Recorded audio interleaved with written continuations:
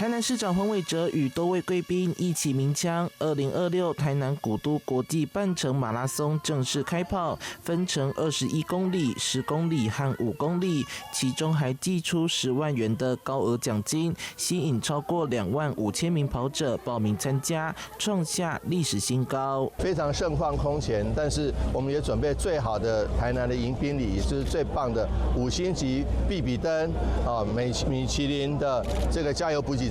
沿路賽道不僅能欣賞台南美景，還有澎湃的美食補給。必比登推薦名店竹心居永北豆花、阿霞飯店的米糕以及阿文米果鮮煎，美食一字排開，一旁有整隻烤乳豬供應，還有龍蝦、烤雞任君挑選。面對誘惑，有人乾脆直接準備塑膠袋打包帶走。我已經來第4次了。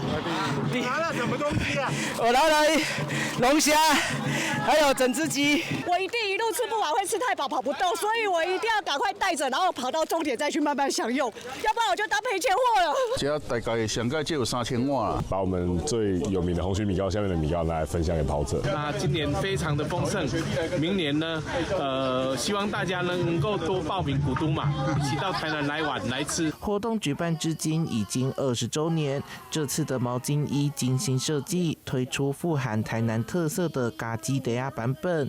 韓國啦啦隊女神藍明珍也特別以跑者身份來體驗，感受友善且具國際水準的路跑盛事。